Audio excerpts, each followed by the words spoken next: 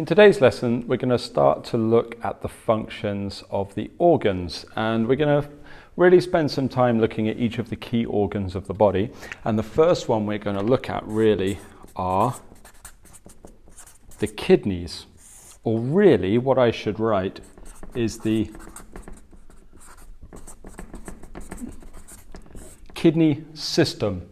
It's not quite the same as we would understand it from a kind of reductionist point of view of just the organ on its own. In Chinese medicine, we look at the entire system that is related to that organ.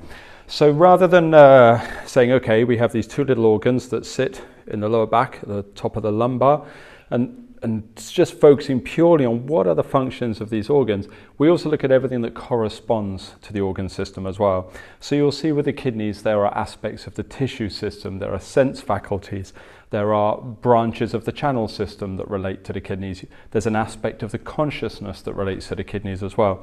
So really when we say kidneys, we mean the entire of this system. The only reason we name it after an organ is it's basically because that whole system is kind of centered around that organ. That organ is the pivot around which this whole system functions.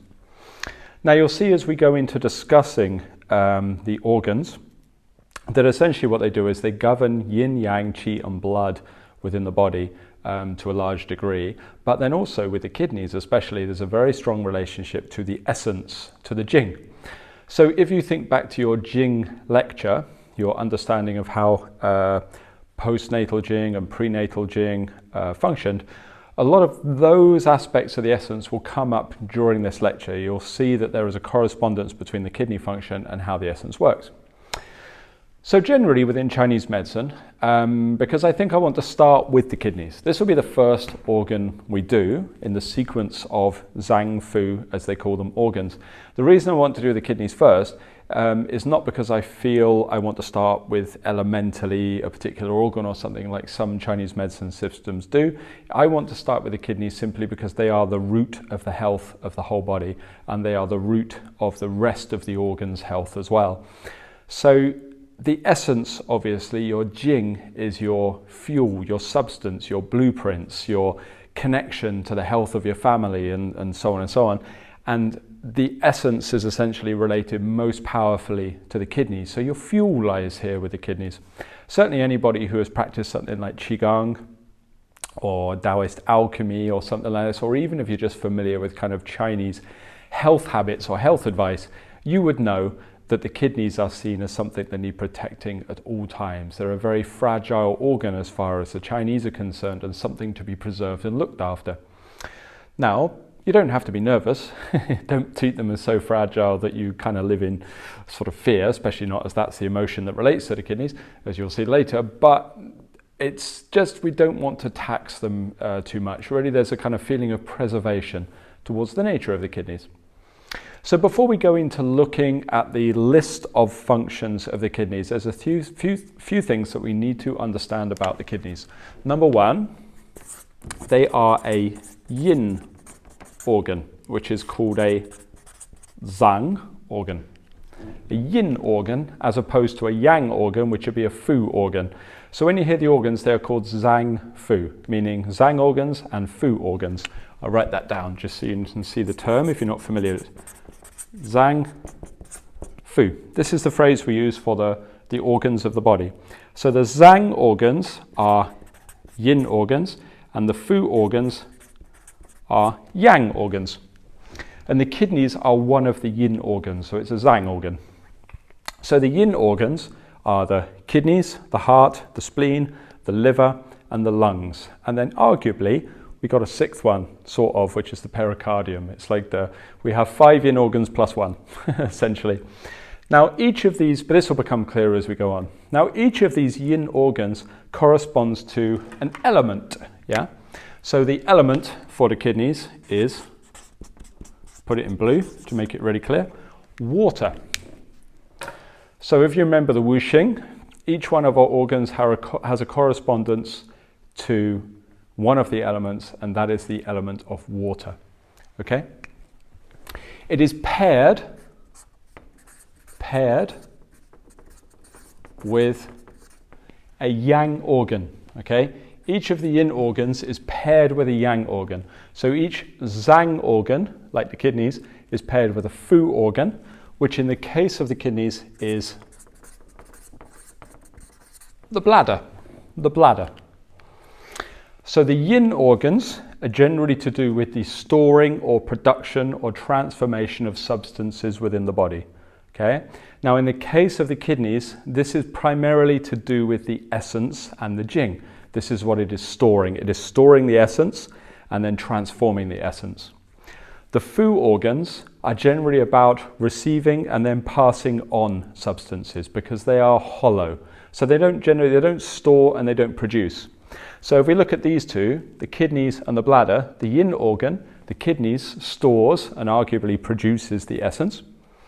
The bladder is hollow. It receives obviously the urine and then passes it on. So there's a hollow organ, okay, that just serves as a kind of, transit way for the fluids that is paired with the kidneys. So you'll see this kidney and bladder pairing becomes quite important with regards to understanding some of the functions of the kidneys, okay? Also paired, so we have the yin organ, and it's the element of water, is paired with the bladder, and it also has a channel connected to it, or rather two channels, or sometimes called meridians in Chinese medicine books. Okay, meridian being a Western name, actually derived from French, but originally they just talk about it being a channel pathway in the body.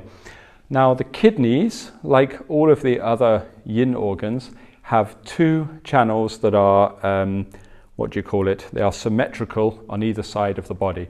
So your channel for your kidney meridian, essentially we'll look at it in a bit more detail later, starts on the foot, starts on the little toe actually, but then comes into the base of the foot towards Yongquan, the first kidney point, and then comes up the inside of the leg. It does a little loop around the ankle bone, comes up into the thigh before carrying on up the body. Now we'll look at that in more detail a little bit later, but this pathway means that it carries the qi to and from the kidneys, and it also influences some of the sort of functional activities of the kidneys. So an acupuncturist, for example, would be able to place needles into that channel in order to govern the quality or the health or the state of the kidney organ. Okay, this is why we can choose points on that channel, because that channel is a part of the kidney system. So do remember when I'm saying kidneys, I mean kidney system. It also means that negative symptoms that arise along the length of that channel can be related to the kidney system as well. So for example, the channel goes here and loops around the ankle and the heel, so it's possible for ankle and heel pain to be related to the kidneys. It comes up around the knee, the back of the knee, so knee pain can be related to the kidneys. And then you'll see later when we draw the channel pathway, both its external, as in on the surface, and its internal branches, deeper inside the body, that the channel can weaken as a result of the kidney system being impacted, and this can cause all sorts of health problems. So we can't ever really discount the channel from the discussion of the kidneys. Okay, they are related. We have a sense organ, I suppose you might call it, a sensory organ. Actually, in classical medicine, they call it one of the orifices they talk about, but in Western translation, we would call it one of the sense faculties, which is ultimately going to be the ears. The ears are related to your kidney system, or I suppose more accurately, your hearing. We're not talking about the fleshy protuberance on the outside of your head, on the side of your head, but rather your hearing is related to the kidneys as well. So this means that a problem in the kidney system can also impact your hearing. So a worsening of hearing, becoming less able to hear as you become older, for example, or tinnitus or something like this can be related to the kidneys. Okay? There's also a substance inside the body related to the kidneys, which is the marrow. The marrow. And these are all things we'll look at in more detail very shortly, but the reason I'm showing you this is because I want you to get the idea that when I say kidneys, I don't specifically mean the tiny little, well, they're not that small, are they? A few inches. Organs in your lower back. I'm talking about a collective system that we are discussing. Okay, so the marrow, we'll look at in more detail, but the marrow is a little different from how we would see it in the West as well, because the marrow in Western view, Western medicine, Western science, would essentially be the substance that fills the bones, right? Especially the long bones of the body, like the thigh bones and so on and so on. Where the marrow in Chinese medicine is actually a little different, because the marrow not only includes the substance inside the long bones, but also the bones themselves. They would say the bones are created of marrow. They are the same substance. And then also they say that the brain is created of the marrow as well. And that might sound a little strange right now, but that's something that we'll explore shortly, so you can understand that a little bit. So maybe with marrow, we could also put in brackets bones there as well. There's an aspect of your consciousness called the Zhi, which is something you will definitely have a lecture on a bit further down the line, on the nature of what the Zhi is. And we might call this the willpower. I'm going to put will for short, but essentially the willpower would be related to the kidneys as well. Now the list of correspondences with the kidneys goes on a little bit and becomes much longer, but for now that is enough of an introduction, okay? So just to review, the kidneys are a yin organ. They are a Zhang yin organ, meaning that they store, produce, and are in charge of transforming one of the essential substances, which I can put this in a different color just to help you. Really, with the kidneys, they're talking about the Jing, the essence, okay, is related to it. They are the element of water, and the kidneys are paired with the bladder. The bladder is the hollow yang organ, or fu organ, that is related to the kidneys. There is a channel, or two channels, one on either side of your body, that match each other, that are related to the kidneys as well. They correspond to the hearing, okay, the sensory function of your ears. They relate to the marrow and the bones, and they house the Zhi, or the will, okay, that aspect of your consciousness. Now again, just to highlight to you, the reason I've said this at the beginning is because as newly studying students of Chinese medical theory, I really want you to kind of absorb that idea that when we say kidneys, we mean the kidney system. It's almost like when we say kidneys, it's a shorthand. It's a shorthand way of saying it, so that I don't have to say all of the things corresponding to it, right? I'm simply saying the kidney system when I say kidneys. So we are looking for the correspondences of imbalances in that entire system. And in order to do that, we need to now look at what are the functions and roles of the kidneys in Chinese medicine.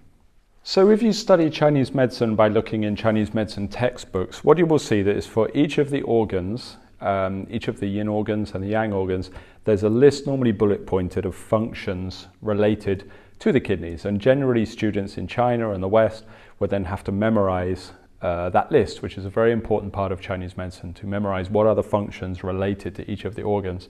At first it can seem a bit complicated because there's quite a lot to learn, but you'll find actually, especially with the Zhang Fu, once you look at them a few times and you work with them, that it will sink in. But it's definitely knowledge that you want to be very au fait with, because it's going to underpin the rest of your kind of Chinese medicine treatments, your understanding of disease, as well as your understanding of diagnosis. So you really want to know the Zhang Fu functions, the organ functions, very, very well. So we'll discuss the list, the bullet pointed list of kidney functions a little bit later. But first of all, I want to do a little bit of a kind of overview of the kidney system on this expertly drawn, strange shaped grey alien, because grey aliens have organs the same as humans, quite clearly. So I'm going to draw this onto the body for us to see a little bit, yeah? So first of all, let's start here with the kidneys themselves. So I'm going to colour them in black. They're probably not to scale.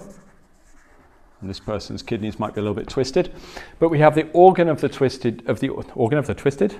kidneys, I apologize, sat here in the lower back, okay, in the lumbar region, okay. So the kidney organs, okay, essentially then have correspondences with other organs in the body, and that's what we want to understand, yeah. So first of all, down here maybe, let's draw the bladder, okay. So in blue, what I'll draw is inside. There is, draw as a dotted line because it's inside the body, there is a connection, an internal branch that runs between the kidneys and the bladder. So when I say an internal branch, you may as well get used to these terms now, because these are terms you're going to see in Chinese medicine books and you're going to hear me talking about a lot. I don't necessarily mean an obvious corresponding pipe or tube that's running through the inside of the body, although of course such things exist. I'm talking about something on the channel system, the meridian system. So there is essentially a path of qi, or communication, if you want, that exists between the kidneys and the bladder.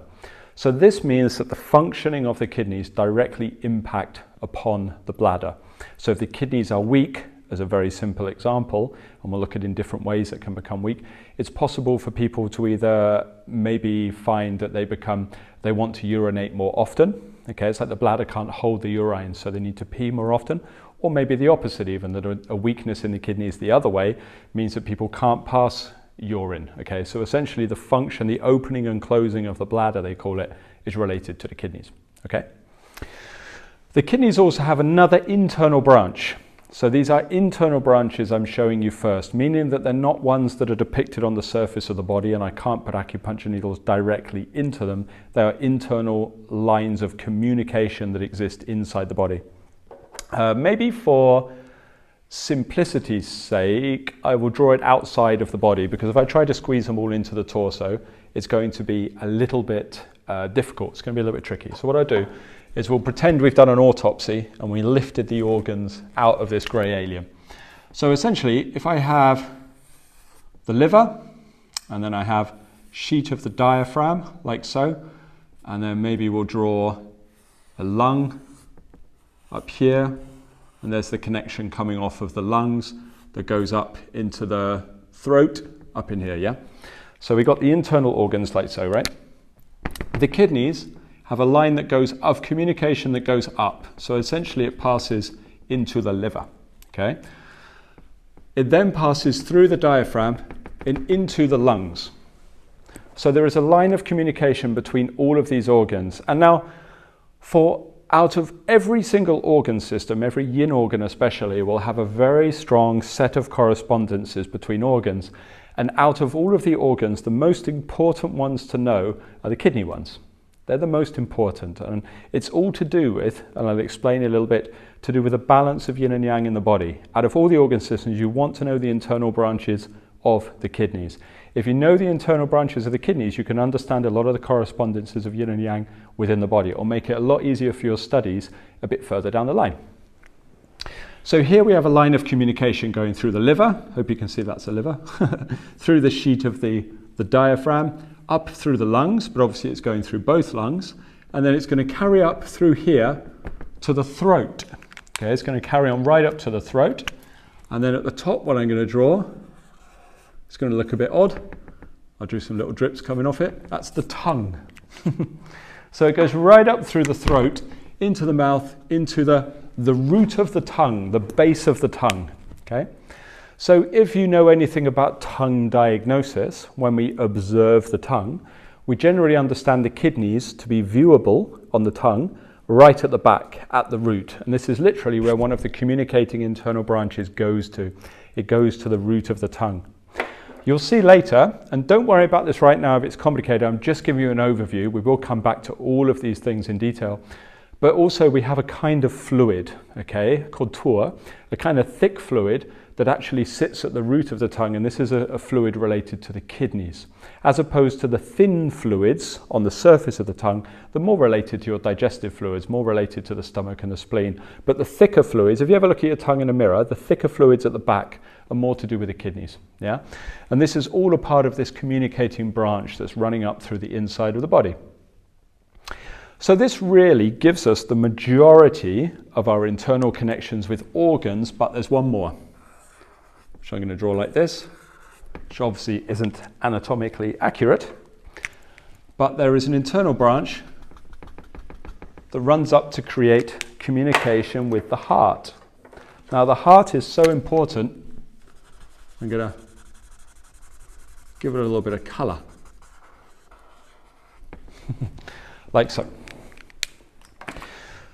So there is a direct communication between the kidneys and the heart as well. Okay, so you can see quite a few of the organs are related to the kidneys, yeah? This means, because of this level of communications inside, that anything that goes wrong with the kidneys, any imbalance, is likely to have an impact on these other systems within the body. So it's unlikely for the kidneys themselves to become impacted or imbalanced without me also seeing signs perhaps in the bladder or the liver or the lungs or the heart. There's probably going to be signs that show on those other organs. And this is why I say the kidneys are kind of the most important. They're the root, the first one we want to look at, because they're also like they're like a spider sat at the center of the web, you know. And when there's an imbalance there, they're going to send that communication out, and the other organs are going to feel that impact. So now that we understand some of the organ correspondences with the kidneys, we should also note a couple of the organ correspondences that aren't there. For example, it doesn't have a direct connection of communication with the stomach or the spleen. And that's something that's worth noting, because that's something that will become important a little bit later on with regards to us understanding how yin and yang are influenced in the body from the kidneys to the other organs. Or rather, I should reword that, I apologize. How are the yin and yang aspects of the kidneys causing correspondences or expressing the influence onto the other organs? So remember, right now we have no direct correspondence with the stomach or the spleen. And that's something that we'll return to, because there's a reason for that a bit later. Now, as well as this, to continue our overview, what color to draw this in? Maybe I will do it in green, because we don't have much green on the board. Maybe that'll be easy for you to see. Here, I'm going to try to draw them a bit chunky. These are the lumbar vertebra, yeah, the bones. And then obviously this goes into, I'll be honest, I don't know exactly what that looks like. Something like that with a pelvis into the tailbone down here, yeah? So we have our pelvis and our lumbar, and then obviously I draw them like a cartoon. Obviously they don't look like that, but is the long bones of your thighs and your legs. Okay, so these are the bones. Okay. Now the bones obviously then continue up through your spine, up through the neck. So I'm going to draw, this is the spine up here, obviously not to scale or with the correct number of vertebra, but you can see, goes up through here into the skull. And when it gets to the top of the skull, I'm going to draw the brain. And you probably guessed this is to do with, if you remember what I discussed earlier, this is to do with the marrow. Yes, the marrow. So remember that the marrow, which is said to relate to the kidney system, is not just the substance inside the long bones of the body, but it's also the bones themselves. So what I've drawn here are the main bones that correspond to the kidney system. So essentially, they say, and we'll come back to this a bit later as well, that the bones have these are my words for it, yeah, let's call it a level of marrow, or sway, S-U-I, a level of marrow or sway. It's like they fill up. Okay, remember, a lot of Chinese medicine is quantitative with regards to the concepts they give you. It might not literally be quantitative, but as a conceptual model, it's great for helping you understand something. So the kidneys, and rather the essence of the kidneys, are going to fill the bones with marrow, fill the body with marrow. So you can think of it like it fills from the bottom up, if you like. So if you think about pouring the marrow in, it's going to fill the legs and fill the pelvis, then it's going to fill the lumbar, and then it's going to go up through the spine, and then right up into the marrow, right up into the marrow of the marrow of the brain, the substance of the brain. So it's like it's pouring the marrow into the skeletal system and then growing into the brain. So providing there is good health to the kidneys and lots of marrow, lots of sway being produced from the essence, you're going to see strong bones and a very well functioning brain, very, very efficient. Now, if the kidney system becomes deficient for whatever reason, kidney essence is depleted, for example, then the marrow can start to become weaker, A common sign of this would be as people age and the kidneys decline, as well as things like poorer hearing and so on, osteoporosis or weaker bones are to be expected. We even see this in athletes. Younger athletes tend to have stronger bones. Older athletes can break bones a lot more easily, even once they eat something like their 40s, which isn't really that old. Already their bones become a little bit weaker. So the bone strength, the marrow strength, is related very much to the kidney's function. Now, if the marrow is depleted, then let's talk about, it kind of empties from the top down. So one of the first things that becomes impacted is, I'll draw it in square up here, The brain. The brain. Now the brain in Chinese thought is a little different from Western thought. We don't view the brain as the seat of all consciousness. In fact, one of the main references for Chinese thought comes from Taoism, from alchemy, where they view the brain, the only real part of consciousness that exists in the brain, according to the Taoist view, is a connection to like original spirit, Tao itself. And this would be very much to do with this idea of the upper Dantian and a kind of spiritual light that's contained within there. But for functional activities on a daily basis, our thought processes, we actually talk about the consciousness existing in the entire body. So in Chinese thought, they would say that even your memory exists in your entire body. So you will see later when you look at the spirit and aspects of psychology, how we have these organ and mind correspondences. So actually a lot of our thought processes that in the West we would attribute to the brain or neural activity would actually be to do with the spleen, organ of the spleen in Chinese medicine thought. The brain, instead of being the seat for consciousness, what it does is it processes and enables us to understand our consciousness. It's like it's translating the information from our sense faculties and our thoughts for us to understand, but it's not necessarily the root of these thoughts or the root of these sensory experiences. It's just the translator, the decoder, if you like. Now, as the kidneys become less strong and the marrow starts to become weak, then the brain can be impacted. So therefore our inability to process or decode our thoughts can become difficult. So this is going to lead to things like confusion. And if you think about the elderly, when the kidneys start to get very depleted, because you will see that the kidneys are very much related to our aging processes. And as the kidneys become depleted, then people can become confused or they can forget things. It's like the decoder is not working in the brain, yeah? And it empties down, empties out. There's not enough marrow to reach the brain. It hasn't got the ability to grow up through the whole of the spinal system. Now on top of this, as the marrow depletes, okay, you've got here the ears. So as the Jing depletes, as well as the brain becoming depleted, as you age, your hearing can go down. There can be a decline in hearing. Okay, think about what happens. If you think about a child, they can learn very easily. They're a sponge. They can absorb all that information. Their brain is firing off on lots of levels. But as you get older, your learning capacity goes down. And then in extreme old age, memory starts to go, even a little bit of confusion. And then as it starts to deplete, your hearing gets weaker as well. Now this would be the kidneys not allowing its energy, its sway, to rise up and nourish the brain, and the qi is not nourishing the ears. Also through this system, we have, I'll draw it like that. It's looking a bit scary now, this fella, isn't it? The teeth, essentially, the teeth are related to the kidneys as well. Now think about it, teeth are a part of your skeletal system, aren't they? They're one of the few externalized aspects of your bones, your teeth.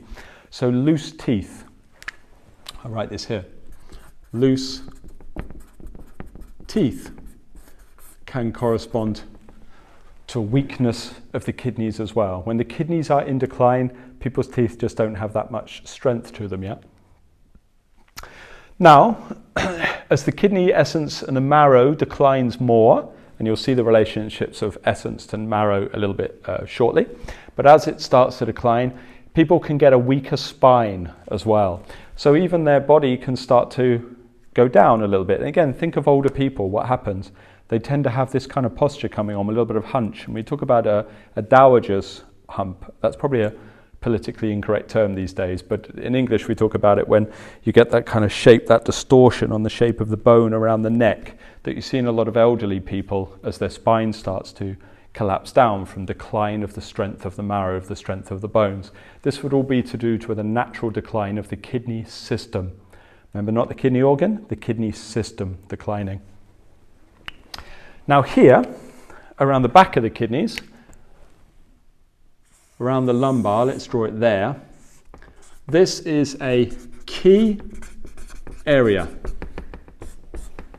Let's double underline that. This is a key area around the lumbar region of the spine, your lower back.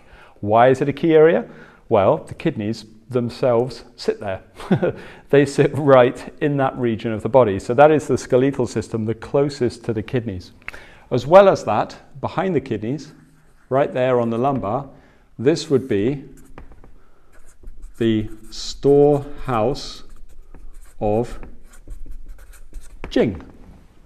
Your essence itself sits there in this region of the lumbar. So this means that if your kidneys become weak, then the lumbar region of the back will become weak.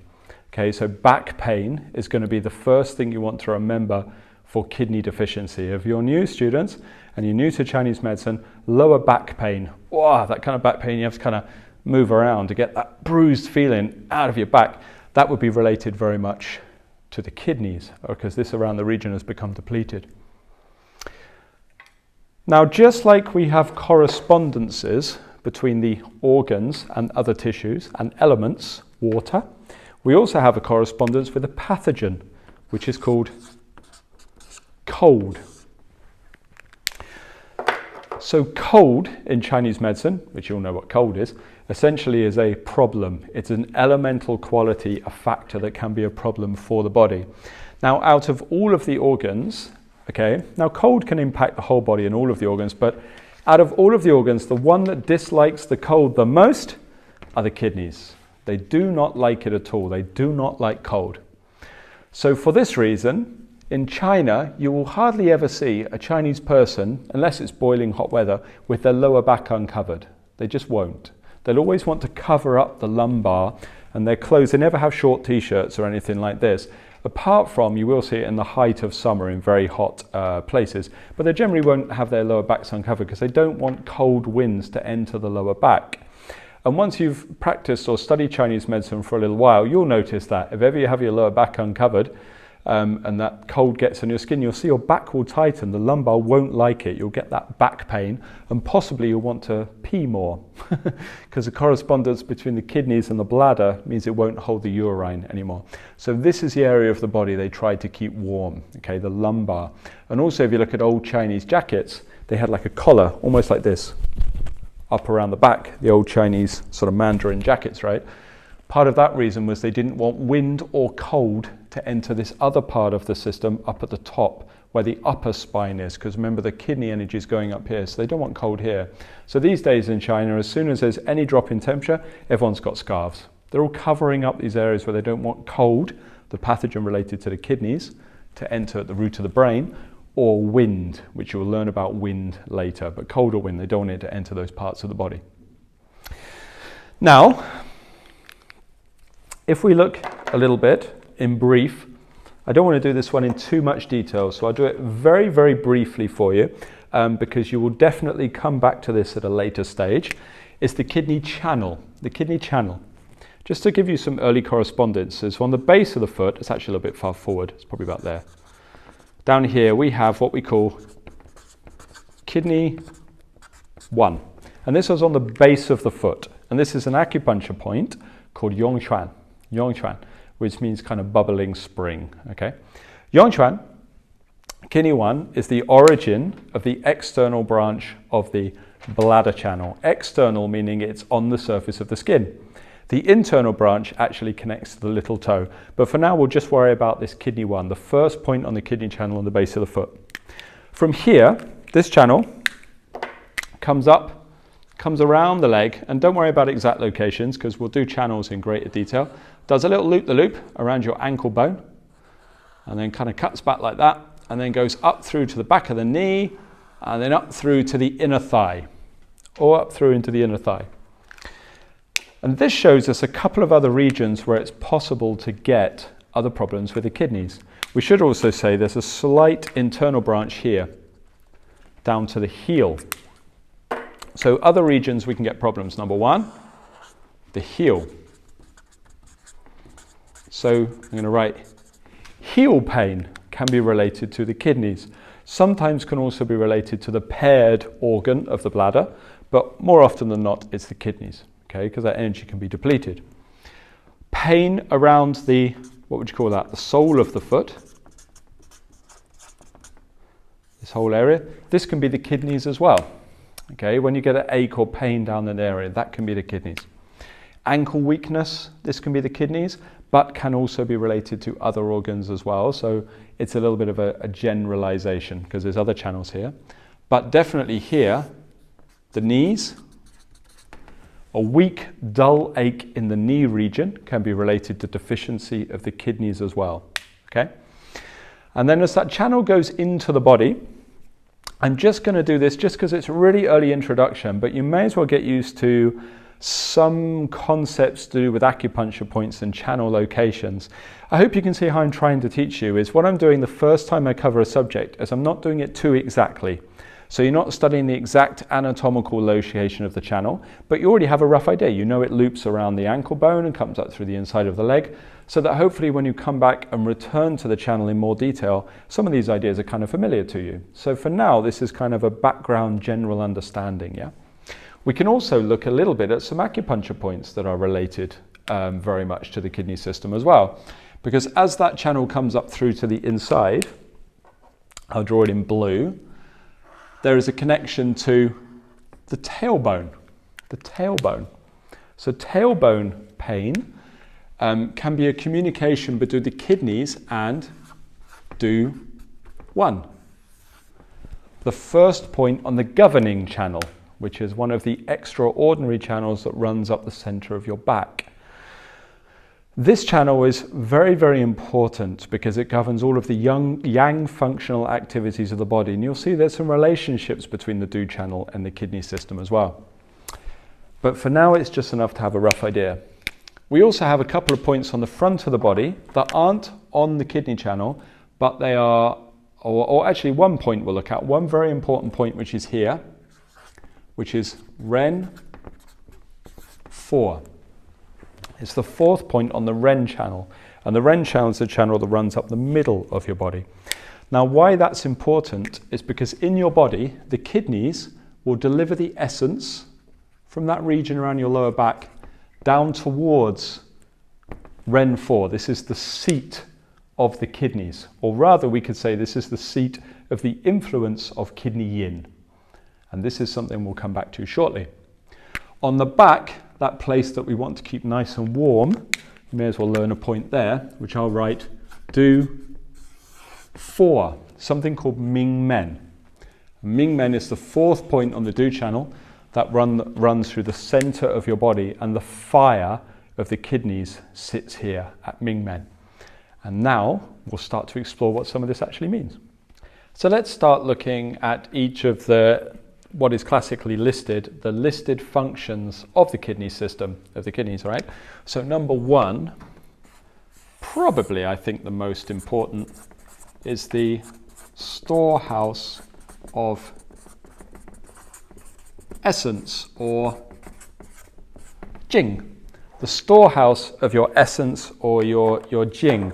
And what I'm going to do underneath that is I'm also going to write, I'm going to write Yin and Yang as well, because these two are kind of related. So your essence, your Jing, if you remember, is one of the most important of the treasures in the body out of the three treasures of your Jing, your Qi, and your Shen. And your Jing is the most dense of the three, and it is the one that contains the blueprints for who you are and your fuel, essentially, for all of your growth and developmental processes in your life. So let's look a little bit about how this works. So if we go back to our kidneys here, let's color them in. Nice dark kidneys represent the black color we sometimes associate along with blue with the element of water. So our kidneys are right here. And our kidneys essentially are going to be the seat for your Jing. So if this is your lumbar spine here, actually normally it's depicted just behind the kidneys like so. And we can say that the Jing sits right here. So this is our storehouse for the essence. Now, if you remember your lecture from Essence, you have different types, okay? Different types. So feeding into your Jing, and we'll draw this in blue, feeding into your Jing, we have, I'm going to say, parents, which I'm sure you know what I mean by that. That's going to feed into the Jing. So the health of the essence that is given to you by your parents. And this is going to be the health of your mother and the health of your father. Now, we will look later on a later lesson when we actually look at conception and the nature of pregnancy and certain things like this, kind of fetal development, which is something we'll do later on in the course. We'll look at more specifically what kind of energy comes from each of the parents. But for now, it's enough to know that we have a type of congenital or prenatal or pre-heaven Jing that comes from our parents. So we know this as Xiantian, like the name of the college, okay, pre-heaven, Jing, or sometimes called Congenital Essence. So your congenital essence, that part of your blueprint data given over by your parents, is going to govern your constitutional health and the health you are given at the point of conception.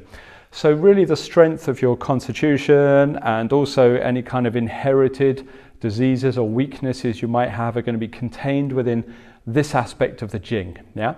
And this is going to be one of the constituent parts that goes down to this area at the base of your back, around the region of the kidneys, or that's where they say it is stored. So this one, underneath, I am going to write finite. We need to remember that. It is a substance, if you like, the Jing that can be used up over the course of your life. And once that prenatal, that Xiantian Jing has run out, the congenital essence, then that essentially is the end of your life. Okay, it's going to be used up over the course of your life. Now also, feeding into this Jing, I draw it up here, is we have essentially what they call the fats from food. And I'll put fats in inverted little marks there, because when they say fats in Chinese textbooks in this case, remember, we're not literally saying fat as we would understand it in Western medicine. We're not talking about the bit you cut off your steak or whatever. But what they're talking about with fats is kind of used metaphorically to mean the densest aspect of your food. The densest, like the thickest part of your food, the fat of your food, meaning that essentially it's the Jing of the food. Yeah.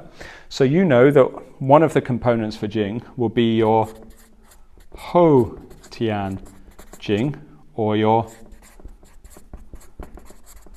acquired essence.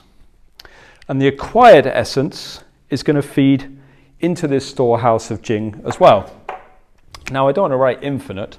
Let's write replenishable. That's probably healthier, isn't it? Easier to write. Replenishable. So essentially our required essence is derived from the food. It's the food essence, the fats of the food, fats in air commas, the Jing of the food, combined with the congenital essence that is already there in your body to generate what we call kidney Jing. So your kidney essence, because you'll see this talked about in Chinese medicine, they talk about kidney essence, someone having a kidney essence deficiency or something like this, so talk about it. And when they say kidney essence, what they mean is the essence, the Jing that sits near the kidneys, that is comprised of your finite congenital essence, but then replenished and supported by the Jing of your food. Okay, so it is comprised of acquired and congenital Jing. Now around this region of the back, it's very interesting is that this is where we have the root of, and I'm going to draw this in black here, we have the root of Yin plus Yang. Okay.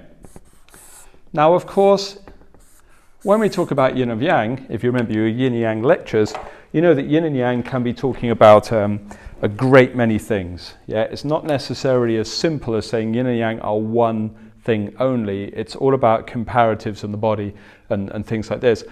So each organ we can talk about in relationship to Yin and Yang. So for example, we can talk about the Yin and Yang of the heart, or the Yin and Yang of the lungs or something. But when we talk about Yin or Yang of the kidneys, it's extra vital, because we could call these perhaps maybe a kind of a nickname if you want. These are root yin and yang, if you like. These are the root of yin and yang. Because the kidneys are the root of the essence of your body and the energy of the rest of the body, this is kind of the most functional, the most important, the source of yin and yang in your body. All of the other yin and yangs with regards to your organ health are dependent upon the yin and yang of the kidneys. Now the yin and yang of the kidneys work together. Essentially, I'll draw an arrow upwards from both to support the nature of the kidney Jing. So essentially, when we talk about the health of the kidneys, you will hear them talk about the health of the kidneys in various ways. So here's some terms for you to get used to. Number one, they'll talk about kidney qi. Kidney qi. What is the health of the kidney qi? When they say kidney qi, what they largely mean is, what are the functional activities of the kidneys? How are the functional activities of the kidneys? So if the kidney qi is weak, the functional activities, the roles of the kidneys are not being carried out as well as they can be. You'll hear them then talk about kidney Jing. What is going on for the Jing of the kidneys? And what they mean by this is exactly what we're discussing here. What is going on with the essence that is stored at the kidneys? What is going on with the essence that is stored at the kidneys? How is the health of this impacted? We then hear them talk about kidney yin. And what we mean by kidney yin is essentially the root yin of the body, which is why I wanted to highlight this. The most important yin, the root yin of the body. And then they will talk about, you probably guessed, kidney yang. And when they talk about kidney yang, what they mean is the root yang of the body. The reason they are the root yin and yang is because they will impact upon all of the other organ systems in the body. They will govern the yin and yang elements of so many of the other organs, the liver, the lungs, the spleen, the heart. They will all be impacted by this source of yin and yang that sits here at the root of the kidney Jing. Now the reason they're related is because this aspect of kidney yang work together to mobilize the kidney Jing into action. That is really why they're important. They mobilize the kidney Jing, because it's all very good having this storehouse around the kidneys, but it has to do something. If the storehouse of Jing doesn't carry any function, it would be like having a big reservoir of fuel and no way to get it out of that reservoir into the engine. Okay, there has to be something to do this. And this is what kidney yin and yang do. So kidney yin, we talk about it. I'll draw it like this. If I do 3, you'll think it's a connector into a trigram, so I'll do it like that before. This is a symbol for water I've drawn here. So kidney yin is sometimes called kidney water. Kidney water. You'll see them interchangeable, the terms, kidney water. And we want to understand what is the nature of the kidney water. Kidney yang is depicted a little differently as fire. Kidney fire. Okay? So even though elementally we say the kidneys are water, they also have a fire aspect to them as well. So kidney yin and yang is the relationship of the kidney, fire and water. How do they work together? So we can think of it like this. Kidney yin essentially is governing the fuel or the substance of the fuel. So we could say that kidney yin is actually related very closely to kidney Jing. It is the substance aspect of the kidney Jing. Yeah? So I'll say that again. The kidney yin is really the substance aspect of the kidney Jing. The actual form of it, if you like. The kind of thickness, the density, the substance of that kidney Jing. Kidney yang is going to cook that fuel or burn that fuel. It is the ignition of that fuel. So ideally, for the kidneys, we want the two to work together, because the idea is that if we draw them, let's do them in green up here, let's do them down here. Kidney yin and kidney yang. Okay, so kidney yin and kidney yang. So essentially, kidney yin provides fuel for kidney yang. That's what it does. It's like the oil in the lamp is the most common analogy that you'll see that's been used all the way through all the Chinese textbooks since the formation of TCM. So what they're saying is if you have an old oil lamp burning, essentially the oil in that lamp is feeding the flame of kidney yang. Okay, feeding the flame of kidney yang. Now what kidney yang does in return is it, I'm going to say, moves, or it burns, or it activates that fuel so that it can actually carry out its function. Yeah, so the two have a reciprocal relationship. But the issue is, if there's too much kidney yang, the fire is too strong, it can burn up the fuel too quickly, which I think is very easy to understand, isn't it? It burns up the fuel too quickly. But if the kidney yin is too strong, or the yin aspect, then it can drown or douse that flame. Okay, so this is this kidney yin-yang action.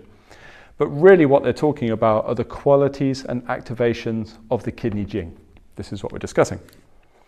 Now, if we go back to the connections, if you remember the internal branch of the kidneys, what did we have? Let's do it. You don't need it as a nice pictorial diagram. I think it's enough that you just have a little flow chart. So from the kidneys, remember we had internal branches that ran through what? It ran through the liver, and then it went up through the diaphragm, which I won't bother drawing, and then it went into the lungs. Yeah? And then we had another internal branch that ran to the heart. Draw that there because the heart's kind of important. So from the kidneys, we have these internal lines of communication, these internal branches of the channel system, went up through the liver and lungs, and then went up to the heart. And if you remember, what I said was there was no internal direct connection between the kidneys and the spleen. Although sometimes in some versions of Chinese medicine or some textbooks, that opinion will differ. Because of course, if you have many different scholars and school of thought, you're sometimes going to get clashing information, especially with regards to internal branches of communication that we can't even see. But generally, traditionally, originally, they didn't have a line of connection between the kidneys and the spleen. Now, these organs I've written here are the 5 key Zhang or Yin organs. Okay? Lungs, liver, heart, spleen, and kidneys. These are the Yin organs. I'll write that for you, because obviously you are not so familiar with Chinese medicine yet because it's early days. So these lines of connection coming up, they are communications. They are something that is transferred from one organ to the other. Now with regards to the kidneys, primarily what is being passed over here is kidney yin. Kidney yin is being passed through that line. As weird as that sounds, it's the quality of kidney yin. Meaning that what is being provided is substance. Substance, especially in the case of the kidneys to the liver, is supporting the production of liver blood. Okay? With the case of the kidneys to the heart, it can be supporting the heart in the production of the blood. But mostly it's the liver blood we talk about with regards to substance. And it's also, probably most importantly, cooling these organs as well, to calm them down, okay, to cool them. This means that if kidney yin becomes deficient, that it's quite normal for there to be an impact upon the liver, the lungs, or the heart, okay? And they can be impacted in different ways, depending upon the relationship with the organs. In the case of kidney yin deficiency, it's quite normal for the liver not to be able to produce the blood it needs, for example. So you can get liver blood deficiency, a deficiency of liver blood as a reaction to kidney yin being deficient. But right now, don't worry about that too much. This is just an overview. Essentially, it's enough to understand that yin can have an impact on the related organs. With regards to the heart, it's a little different because the heart is the organ of fire. So it's possible for kidney yin deficiency to create heart blood deficiency, like it does with the liver. but it's also possible for kidney yin deficiency to produce an excess of yang in the heart and for there to be yang fire, heart fire, I apologize, a kind of empty fire, substanceless fire. So all of that right now probably sounds like alien gobbledygook, but don't worry, it'll become very clear later on. For now, it's enough to understand that kidney yin passes its influence up to these organs. So let's draw a little symbol for water in there. There's a kidney yin connection.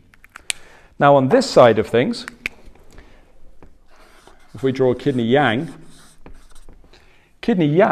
actually warms the spleen. Warms the spleen, or rather, if we want to make it really simple for you, it warms so kidney yang warms the digestive fires, particularly spleen yang. The spleen helps to derive the energy from our food, but it also helps to transform the fluids within the body as well. That's quite an important function of the spleen, which you'll learn later. And we need that fire of the kidneys to help transform the transforming action of the spleen, the transforming of our energy from our food, the transforming of fluids within the body. Yeah, so it's quite important. So the yin connection goes through the internal branches, whereas the yang connection is more that the spleen just picks up on the general fire, the warming action of the kidneys. Yeah. So inside the body, if we have the kidneys here, back to drawing this, we have something around the back of the kidneys called, is our fire again, the Ming Hua, or Ming fire. And the Ming fire is an expression, essentially, of kidney yang. So kidney yin is expressed through the essence itself and the pathway that the essence takes through the body, essentially. And kidney yang is expressed through the warming fire that sits at the back of the body around the lumbar. Yeah? And we have an acupuncture point that you might even want to look up right now called Do 4, which is Ming Men, the fourth point on the Do channel, as I mentioned earlier, that corresponds to the location of this fire. Now this fire means there should be an abundance of qi that is warming on this region of the body in order to create the transformative processes in the body. So if you can understand this, even on a very simplistic level, we can see how the yin and yang of the kidneys are the root of everything else, right? The yin and yang are serving to warm and cool and transform and provide substance for the rest of the body, not least through the transformative aspects of the essence as well, okay, the transforming of the Jing, so that it produces all of the activities, functional activities of the body. So if we talk about kidney yin, here's another quality of kidney yin that's quite important: growth and decline.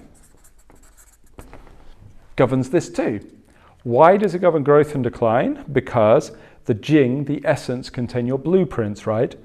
Your blueprints given to you by the parents and so on and so on. And one of the most important things with your blueprints is they'll govern the speed at which you age. Yeah.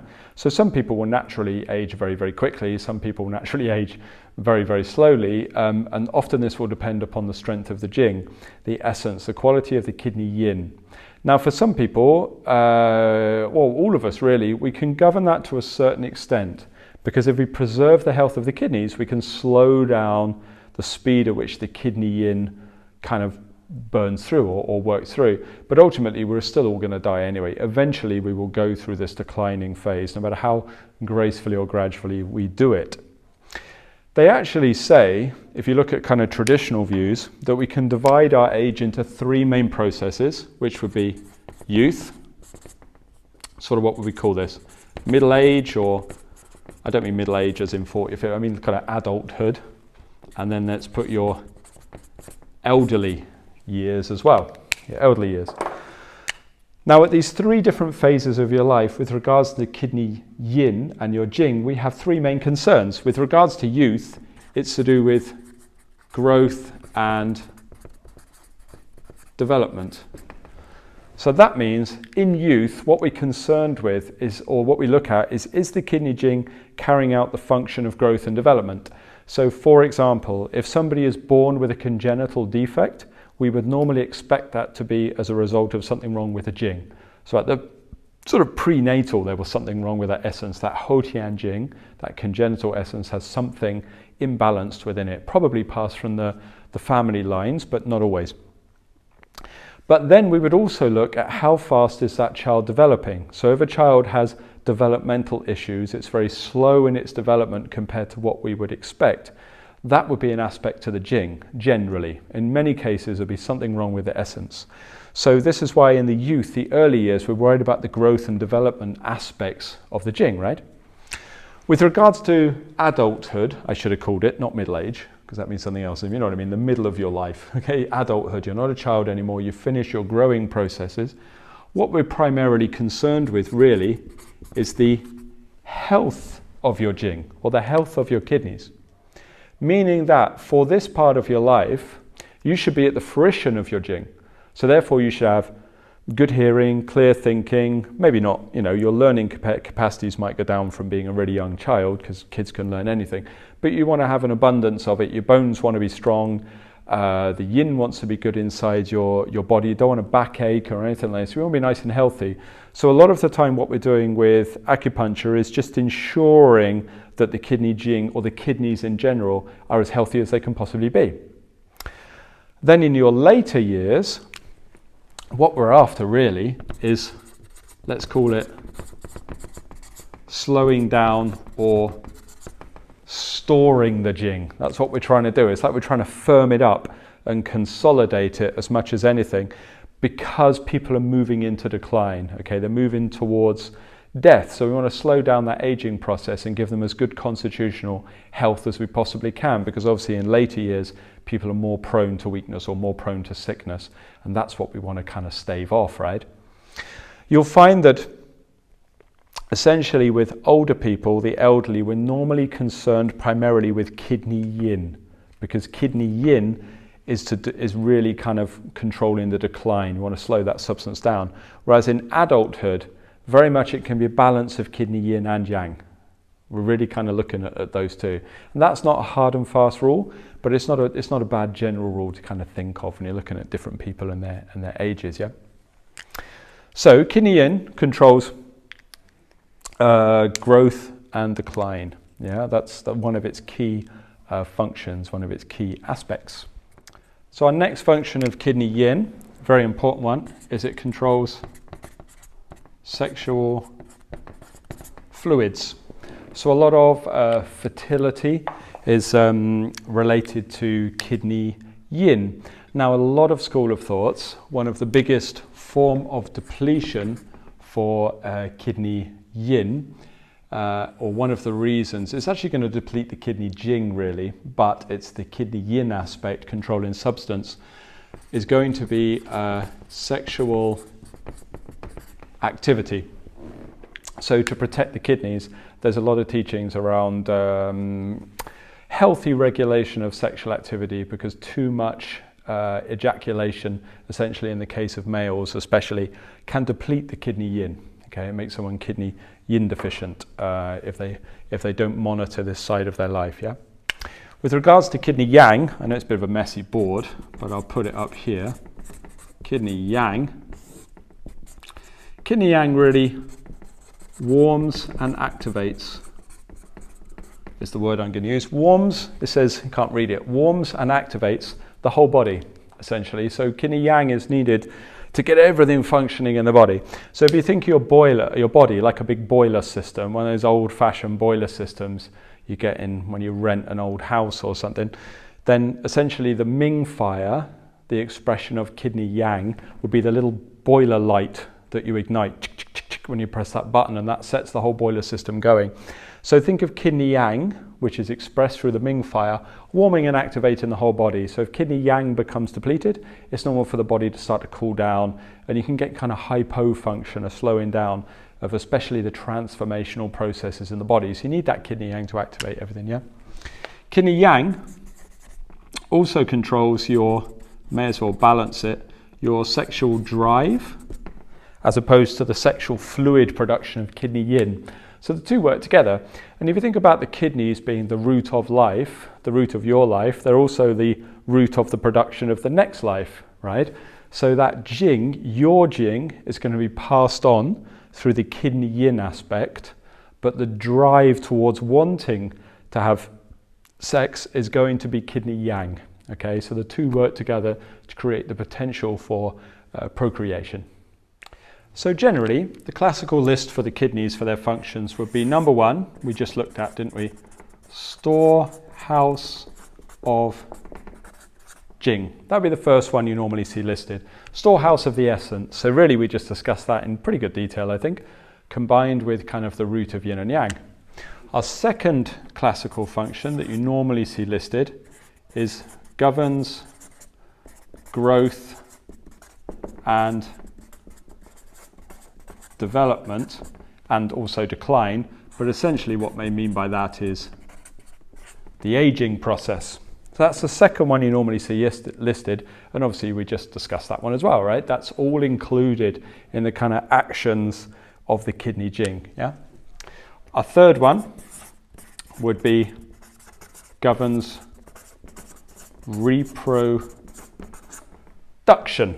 and we started to talk about that, but just to make sure you're clear, to govern reproduction, what we mean, if I draw this down here, the kidneys,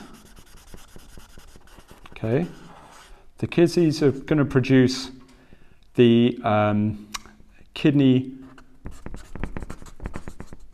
yin, which essentially produces the potential for fertility, because kidney yin produces the sexual fluids.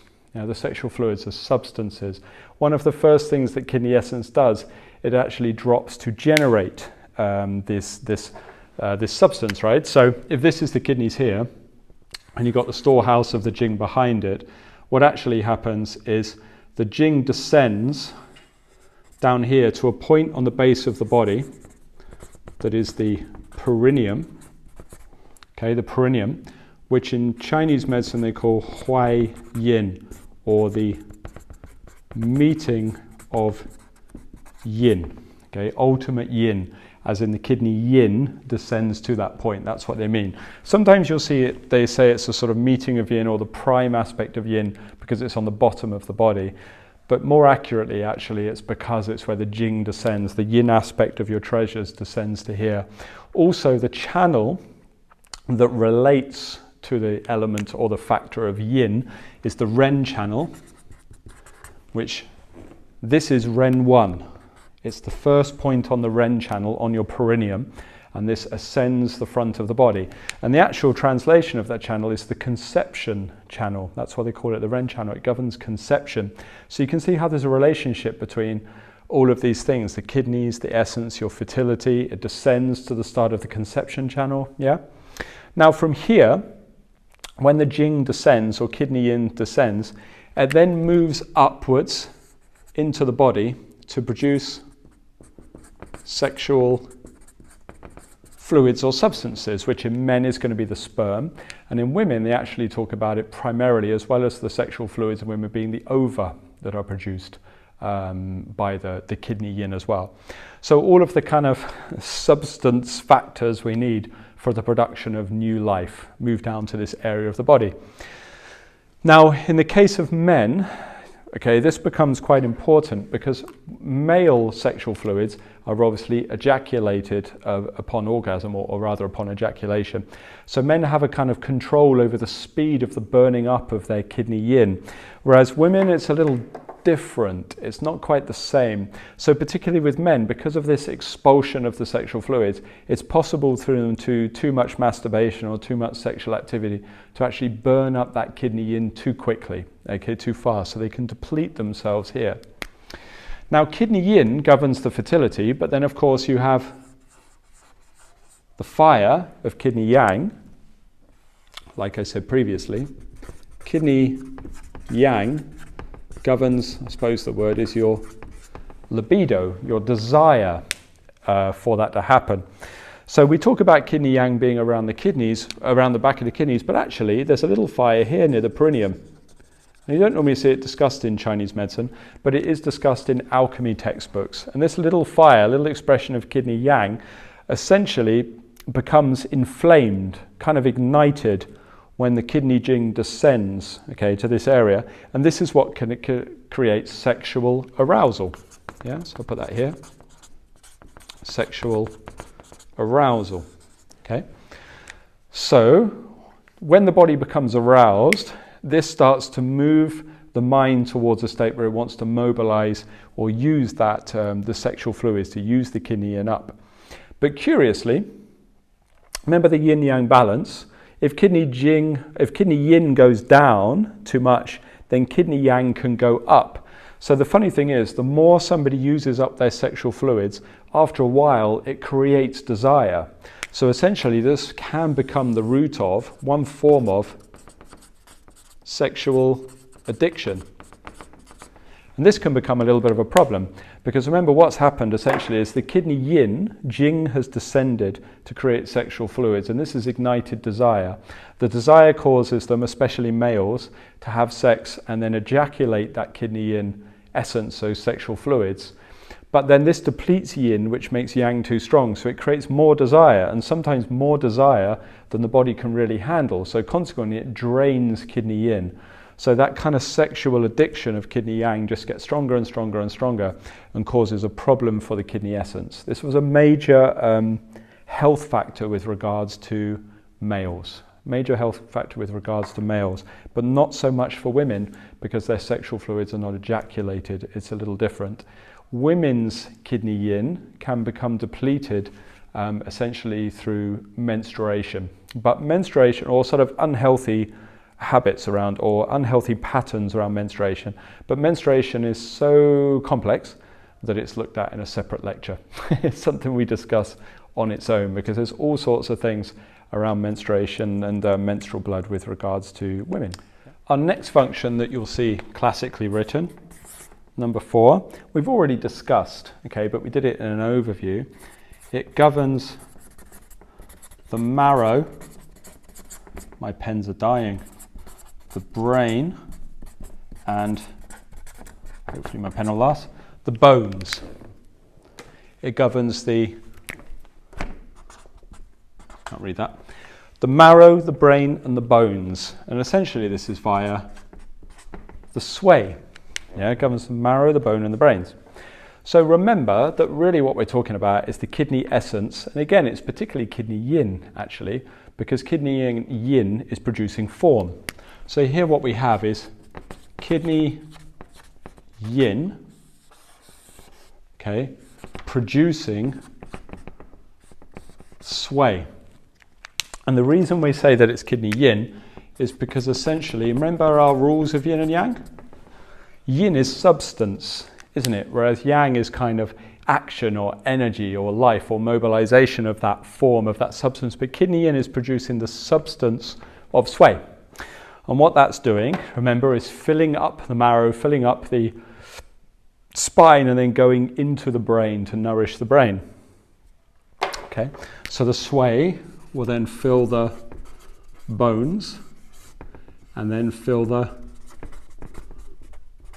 brain, what we call the now in Chinese. Yeah. So kidney yin produces a substance of sway that moves into the bones and moves into the brain. So this means it governs the strength of the bones and also the kind of uprightness and strength of the spine. Okay. So if you remember our correspondences for the kidney system, remember the kidneys were paired with the bladder, right? Okay, the two were paired. Yin organ of the kidneys, yang organ of the bladder.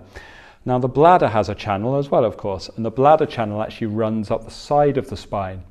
So there's a correspondence here, isn't there? Like connection between the kidneys, the bone, the bladder channel.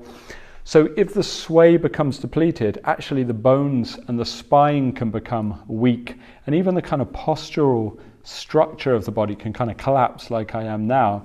Now curiously, because of the connection between your body and your mind, there's even an aspect where your kind of conviction or self-esteem, your kind of ability to stand firm and stand upright in the face of challenges, can be impacted a little bit by the sway as well. So it's not just a physical thing.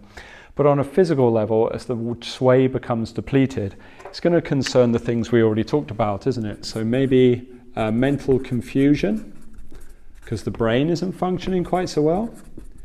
Your memory can be impacted. And remember that your kidneys are related to your aging process. So naturally, we would expect older people to become a little bit forgetful, shouldn't we? Or a little bit more confused or whatever, just naturally as the brain is not so strong anymore. Unless, of course, somebody can manage their kidney yin really well. And then the most obvious example would be bone weakness or something like osteoporosis, like we mentioned earlier, because the sway is not nourishing those bones as well as it should.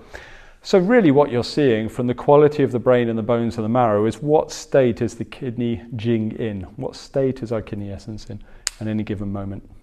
Our next function, the fifth one, it governs what we sometimes call, or I'm going to call in this instance, alchemical water. It governs the alchemical water. What does that mean? Well, really, this is to do with a relationship between two organs, which I draw over here, which is going to be the heart. Let's give it a bit of colour. And our heart, when you learn the functions of the heart, or maybe you already know from your Wu Xing lecture, is the key yin organ that's related to the element of fire. And then down here, underneath it,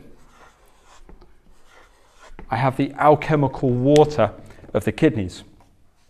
Now this is a very important relationship, and it's another thing that you'll come back to and look as a lecture all on its own. The fire and water axis, it's called, or the relationship between the heart and the kidneys. Now if you remember, there's an internal line of communication between the heart and the kidneys, and the alchemical water kind of governs how this functions, this communication. Alchemical meaning transforms, enables transformation of the body and conversion processes. And really the alchemical water governs the kind of connection between our spirit or our feelings and our emotions and its connection to the essence. So the idea is that essentially that the kidney water feeds the fire to produce the substance of the heart's energy. Remember, kidney yin is going to essentially feed the heart. But on top of that, most importantly, it cools. It cools the heart. Yeah. Now this, in simplicity, a simple version, if you think about the heart, it's the seat of the emotions, or the place we experience the emotions. So any strong emotion, not just joy or excitation, any emotion at all really, is going to be experienced through the heart. And if there is too much emotional activity, especially something that's uncomfortable or excessive, it can produce what we call heart fire. Heart fire. And that's something that you will learn about when we look at the heart. But heart fire needs cooling. So what happens is the kidney yin, the water, the alchemical water of kidney yin cools the heart, is the model. Yeah. Now the heart fire is required in order to activate the kidney water, causes it to actually move. It's another aspect of yang that is warming and transforming the kidney fluids. So most importantly though, it's the first part of it. What is normally going to be more of an issue is the cooling of the heart fire by the alchemical water.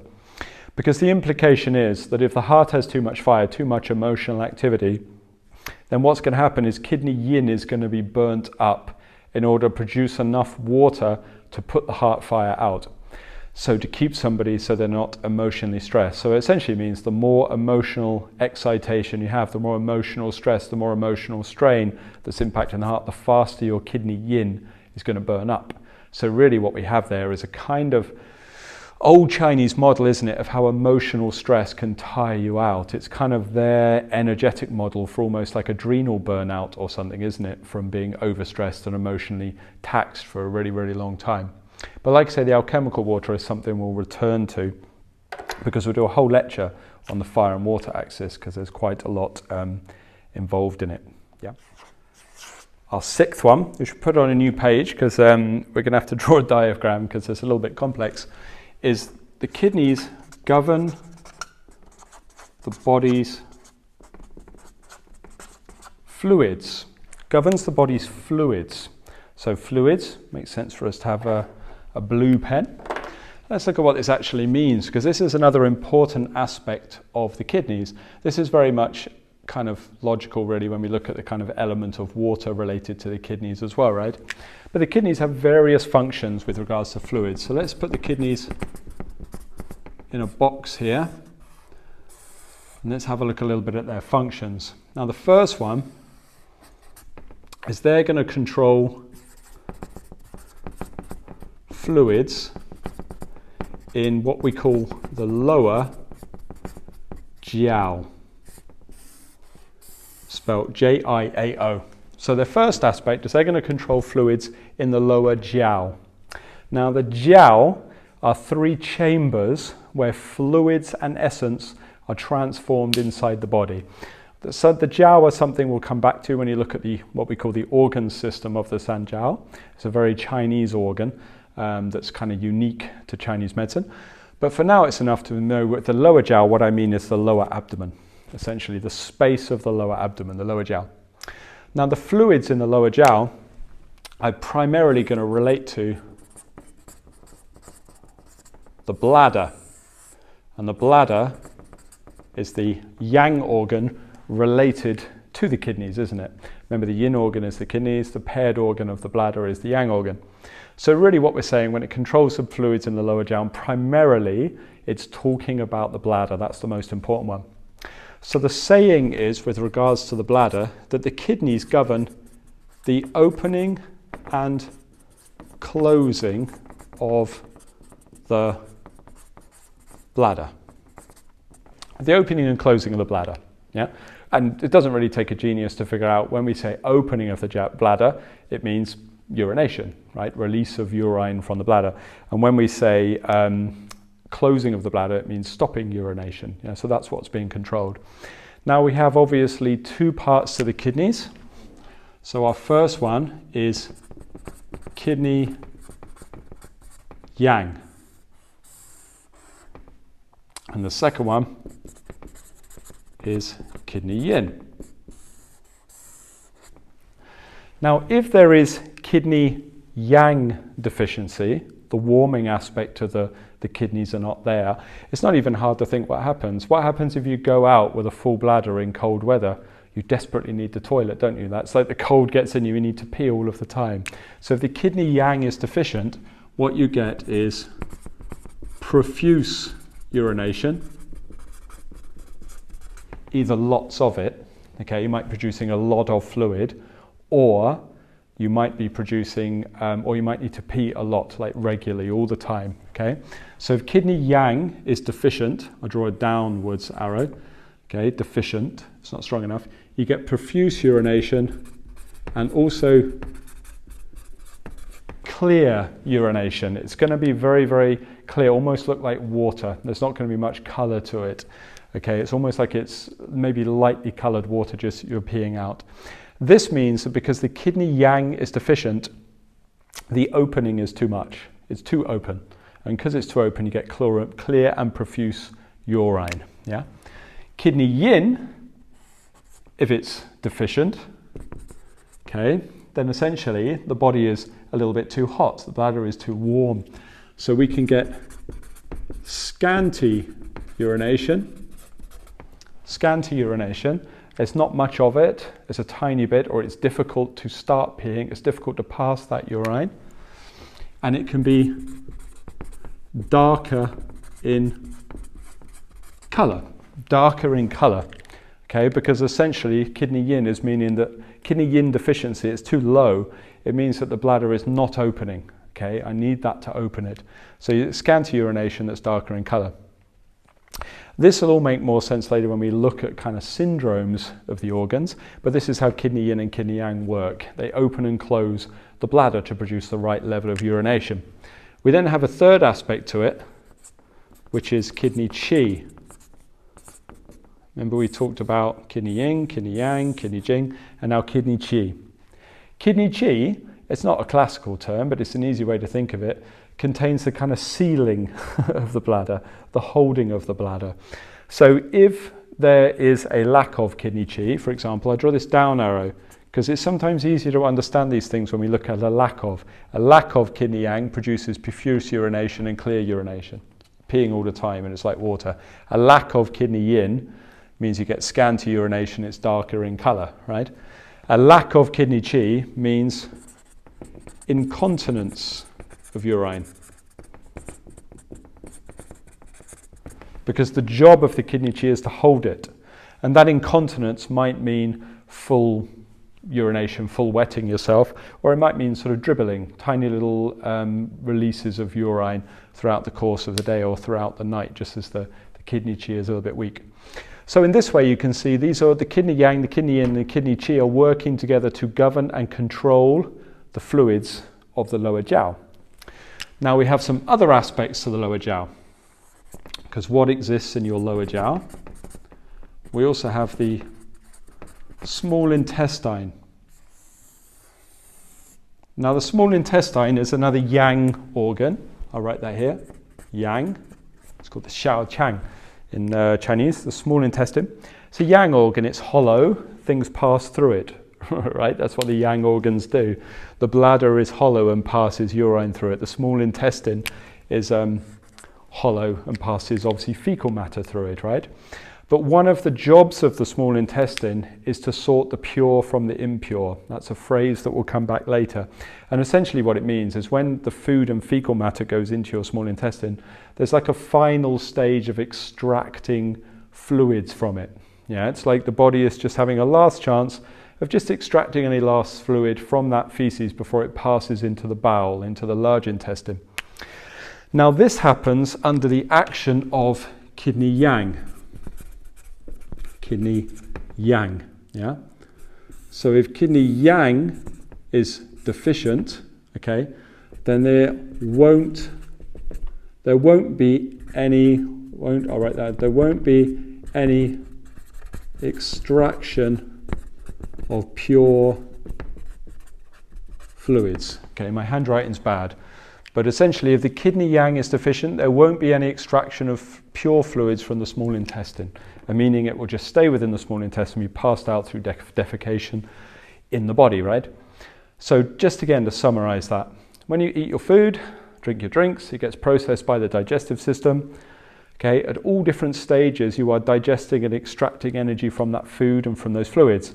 But kind of one of the latest stages of it is when it reaches the small intestine, which is an organ that sits in the lower jiao, your lower abdomen obviously. Then at that stage, kidney yang kind of steams, if you think about that, it kind of steams the pure fluids out of the small intestine just as a last chance to extract it. But if kidney yang is deficient, it can't do that.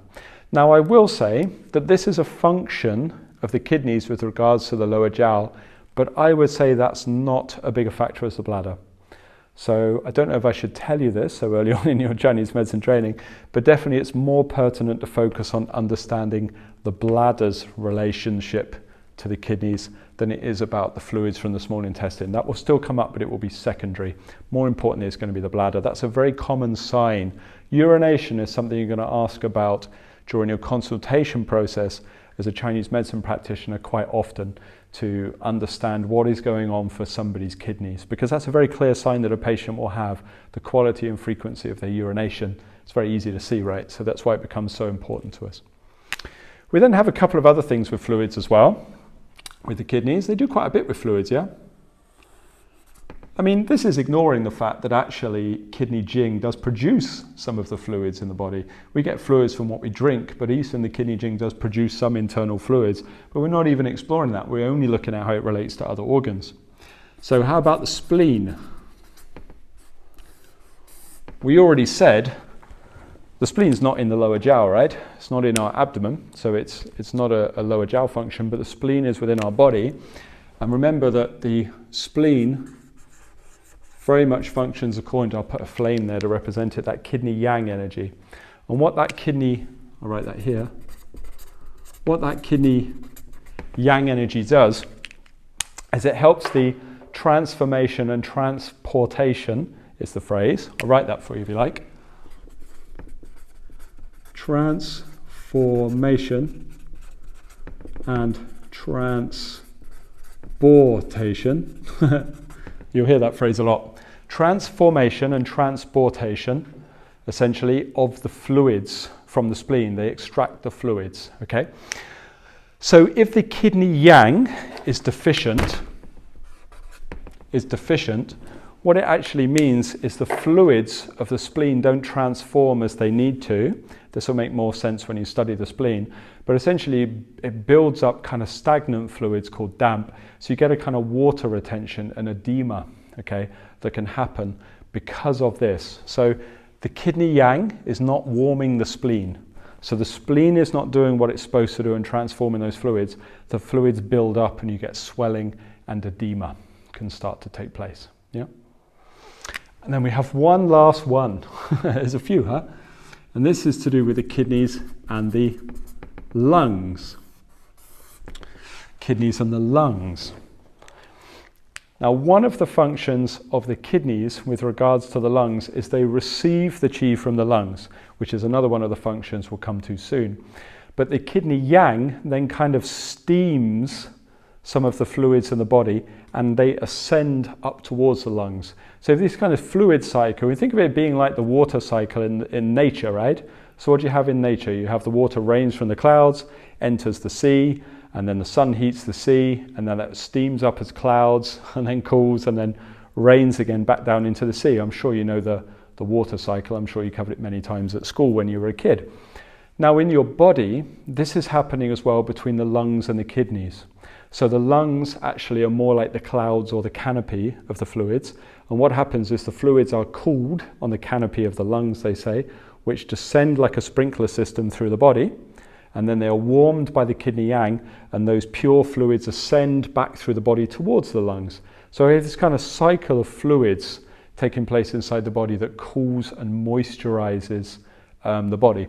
So if the kidneys are not carrying out their function for whatever reason, then what can happen is the lungs fluid distribution can be impaired. The lungs fluids distribution, that says, it's my bad handwriting. If the kidneys aren't doing their job, okay, if they're not governing the body's fluids properly, then the lungs fluid distribution can become impaired. Okay, it's not doing what it's supposed to do, so that whole system can be messed up. But with regards to the lungs and the spleen, you'll understand more about the fluids when you look at those organs' functions. Yeah, I would still say for now, particularly with regards to the kidneys, focus on the controlling of the fluids in the lower jiao and how it impacts upon the bladder. That's really what you should focus on. The other things are secondary right now. Primarily it's going to be the bladder. After that, arguably it'd be kidney yang warming the spleen, and then after that look at the lungs. But particularly now focus on the bladder, I would advise as beginners. So for our next functions, we have some of the correspondences that goes back to what I was saying at the beginning about it the kidneys not being an organ, but being an organ system. Yeah. So our seventh one really, it opens into the ears. The kidneys open into the ears. Now this is why right at the start of this lecture, rather than diving into lists, bullet point or numbered list, I tried to draw you a diagram of where all that kidney energy goes. Now remember that one of the things that it was come up into the head to affect the brain and the teeth, and the ears were there as well. So I don't really think I need to explain that too much, but essentially remember that if there is a deficiency or a natural decline of the kidneys, then what will happen is there will probably be a decline of the hearing. Okay, it will go down. They say that the ears receive the 5 sounds. That's the phrase. The ears receive the 5 sounds. Now the 5 sounds is because, of course, everything is attributed to the 5 elements. And in old classical Chinese music theory, not that I'm an expert on such things by any stretch of the imagination, Chinese music was based on 5 notes that corresponded to the 5 elements. I even had a Taoist teacher that would play musical instruments according to these 5 notes to kind of influence the 5 spirits and the health of the organs within the body. So it's a very important part of sort of classical ancient Chinese musical culture. So when they say that ears receive the 5 sounds, what they mean is how clearly can it hear, essentially, but they're saying it in an artistic way, just if you ever see that phrase written within a Chinese medicine book. Now, chronic tinnitus, not sudden tinnitus that comes and goes, that can be related to the liver actually, but chronic tinnitus that's always there in the background, which can be quite distressing for a lot of people, can be very annoying. But if there's chronic tinnitus always there, that normally means there's a decline of the kidneys. Yeah, that's quite a normal sign. You'll see when we look at pathology of the kidneys, tinnitus, along with lower back pain, comes up very much. Yeah, it's a very common thing. So, 8th one, another one of these correspondences, it governs the hair, specifically the head hair. Okay, not the body hair. Body hair is related to the lungs, actually, but specifically the head hair we're talking about. So, the kidneys, especially kidney yin and kidney jing, they would govern the sort of thickness of your hair and the color of your hair. So generally, as the kidneys decline, your hair will start to grey and thin, especially in males. Balding is quite normal. But if it goes grey very early, or you go bald very early, that would be a sign of the kidneys not being as strong as they could be. Yeah, so premature greying, I suppose, would be related to kidney decline, the kidney energies decline. Now, the other side of it is, don't mistake this with kind of dryness of the hair. Okay, like sort of luster. If the dryness of the hair is more to do with your blood and your liver blood, specifically, actually, you'll see that's when we look at liver functions. But for kidneys, it's specifically the greying of the hair or going bald early would be a decline of the kidney essence. So these ones are very simple, yeah, just simple correspondences. I'm going to write, because my pen is running out, spittle. Spittle is produced by the kidneys or controlled by the kidneys. So there's different types of fluid, and I mentioned this already, but essentially the fluids that sit here on the base of your throat that come up to the root of the tongue are fluids from the kidneys. So they're the kind of fluids you can only get if you got a kind of hawk and spit from deep inside your throat. That would be the kidney fluids are produced from the kidneys. The fluids on the surface of your tongue, all the way across the majority of the tongue, is different. These are produced from the digestive fluids, specifically from the spleen and the stomach. So particularly with regards to the kidneys, we mean the fluids right at the back or the root of your tongue and in your throat. So in a lot of, sort of old Chinese, what would you call that, folk beliefs or something, they never liked spitting. They never wanted you to go and spit because they believed you were actually depleting the kidneys. Now, if you've ever been to China, in more modern times, rather than 100 years ago, you might see that lesson might have been forgotten, because the dawn chorus, when you're in one of the cities in China, you tend to wake up to loads of people going and spitting, largely because of the poor air quality in some of the cities. So that lesson's definitely been lost. And if you've ever been to China, especially the cities, you know what I'm talking about. But originally they wouldn't have wanted you to do that, because they would say that the kidneys control and produce that spittle. So then the 10th one, running out of room here, controls lower orifices. So the kidneys control the lower orifices, and we already talked about that here, didn't we, with relation to kidney chi and the bladder, which would really also be the urethra, wouldn't it? So if the kidney chi is weak, the urethra can't be held, so there can be incontinence of fluid.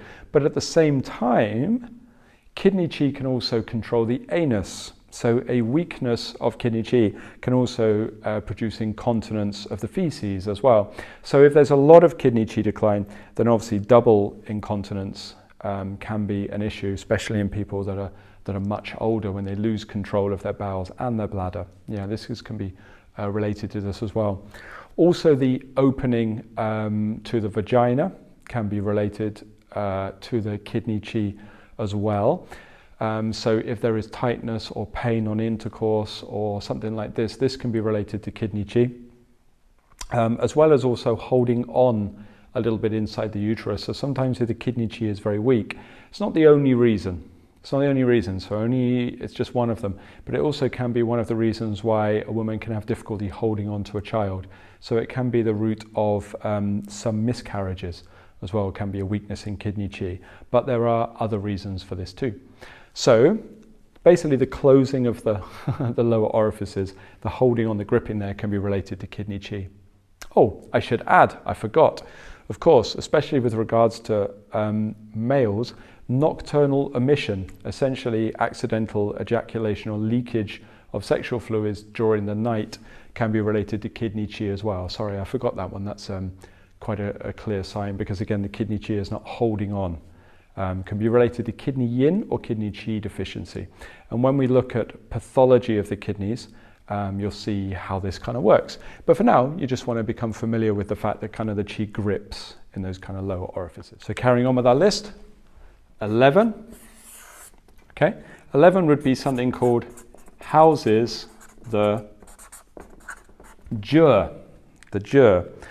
So the jur is an aspect of our consciousness related to willpower. So this is another one of the correspondences of the kidney system, showing that we're not discussing just the organ itself. We're looking at in a wider sense. Now, we will return to the jur in great detail. You'll have a specific lecture on the jur when we look at human psychology and specifically the 5 spirits, because it's one of the 5 spirits. But for now, just to keep it simple, it's enough to understand that the health of your kidneys governs your drive, your willpower, your kind of ability to see things through, and your kind of push in life. Yeah, but don't worry, we'll return to the jur later. Each of the spirits is housed in one of the key organs of the body. And then our 12th one, okay, is to do with receiving the qi. Receiving the qi. Pause there. So the receiving of the qi is the last of our major functions of the kidneys, kidneys, but the reason I nearly said lungs there was because the kidneys are receiving the qi from the lungs. So how does this work? This is very important with regards to medicine. If I have my lungs up here, okay, and my kidneys down here, lower down in the body, obviously your lungs are going to breathe in air, aren't they? That's what they're going to do. They're going to intake the air into the body. Now, one of the functions of the lungs is obviously to extract the qi from that air so that we actually have some kind of function to it. So there's an energizing function to breathing. Now, you can think of the kidneys being, I draw it here, look, like a little anchor on the bottom of the lungs. It's almost like when I breathe in, what happens is it starts to enable me to kind of take the breath deep inside my body. So the lungs qi,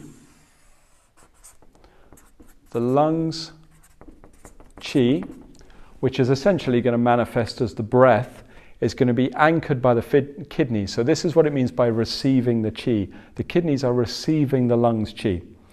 So if the kidneys are weak, especially kidney qi actually, if kidney qi is weak, remember kidney qi is the functional activities of the kidneys, then they cannot receive properly. So this will create shortness of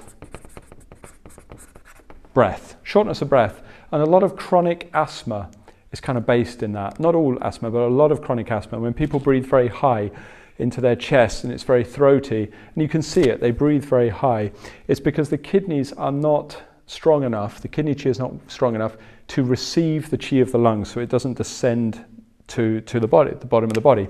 Now at the same time, the kidneys allow the breath and the energy to ascend back to the lungs.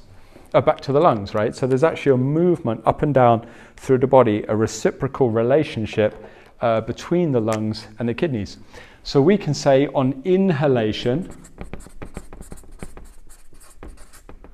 the breath goes to the kidneys, providing they're nice and strong. So someone can take a big deep breath and fill the body. That means all the energy is descending to the kidneys on the inhalation. On exhalation, that movement returns. That breath returns back up towards the lungs to be expelled. So think of it like this. If the kidney qi is weak, there is shortness of breath. So the kidneys are too weak for the inhalation to be deep. If, however, the lung qi is weak, not always, quite often lung qi weakness will produce a similar symptom, but one thing that can happen with lung qi being weak is actually have difficulties exhaling. So what will happen when people try to exhale, it doesn't mean the air gets stuck, otherwise you gradually inflate, but when you exhale, what can produce is a cough. And what is one of the first symptoms of something being wrong with your lungs? It's coughing. Do you cough on an inhale? Not normally. That would be difficult. I wouldn't know how to do it. You cough on an exhale. Okay, because the exhalation process is when the energy is moving back up. It's because of the lung qi. So, to simplify all that, if the kidney qi is weak, there is shortness of breath. It cannot descend. If the lung qi is weak, it means the exhalation is impacted rather than the inhalation, so there can be a cough. There's like a disturbance to that exhalation process, to the cough. Now in Chinese medicine, just to confuse you, we have different types of cough. We would then diagnose that in different ways, but generally a cough means that there is a weakness in the lungs, kind of obviously. One of those things that doesn't take a rocket scientist to figure out. So we've looked at all the functions of the kidneys, or the key functions of the kidneys. Right now it might seem like quite a lot, especially because it's quite early days in your learning. So what I would advise is watch this through, do make notes. Don't just listen to it, make sure you draw some charts, write some notes, trying to figure it out for yourself. And then what will happen is you'll go on to learn other aspects of Chinese medicine, other organs, systems, and so on and so on. And then what you're best off doing is keep revisiting this video, look at it again in a couple of months' time, once you've got a bit of a background with the other organs, and you'll find you'll understand more of it. Chinese medicine's like that. You kind of need to keep revisiting it. It's a circular subject. So you learn about the kidneys, and you kind of get most of it, you get some of it, and then you learn about the other organs, you come back, this will start to make sense. It's one of those subjects you need all the pieces to really kind of put it together. So, just to summarize, this is the list of the functions that you want to start becoming familiar with regards to the kidneys. So, number one, storehouse of Jing. As I said, the essence, both your acquired and your congenital come together to form the kidney essence, which is stored in the region of the kidneys. It governs the growth and development. So, your aging process is linked to the essence, isn't it? Reproduction is linked very much to the essence. That's both your sexual drive from the kidney yang and your fertility from the kidney yin, The marrow, the brains, and the bones are controlled by the Jing, as we discussed at the start of this lecture. The strength of your skeletal system and the clarity of the brain is linked to the kidneys. The alchemical water governs the alchemical water, the fifth function. That's to do with the fire and water balance of the heart. So it has to cool the emotional fires of the heart, doesn't it, by producing this kind of what we call water inside the body. That's something that will become very important later when we look at the kind of pathology of the relationship between the heart and the kidneys. Number 6 governs the body's fluids. Specifically, most importantly for now, this is the bladder, isn't it? How does it govern the fluids of the lower jiao more than anything else? Number 7 opens into the ears, controls your hearing, quality of your hearing. Also tinnitus, chronic tinnitus is linked to the ears. Governs your hair. This is how much you have on your head. Thinning of the hair and the greying of the hair. Number 9 generates spittle, particularly the thicker fluids at the back of your throat and the root of your tongue. The kidney qi holds closed the lower orifices so that we don't have leakages as such. Number 11 houses the willpower, the jur. This is something you have a big psychology module, so lots to learn about the jur a bit later. And then the 12th one receives the qi from the lungs, so the anchor of the lung qi as it descends through the torso when you take an in-breath. So that really has been a nice look at the function of the kidneys, the core root organ of the body, root of the essence, root of yin and yang, and really the kind of basis for our constitutional health. For a Chinese medicine practitioner or a student, you want to become nice and familiar with the kidneys as well as the other organs and really understand how they work, because a lot of our understanding of health and disease and imbalance is to do with what's going on with the organs of the body. So good luck with that.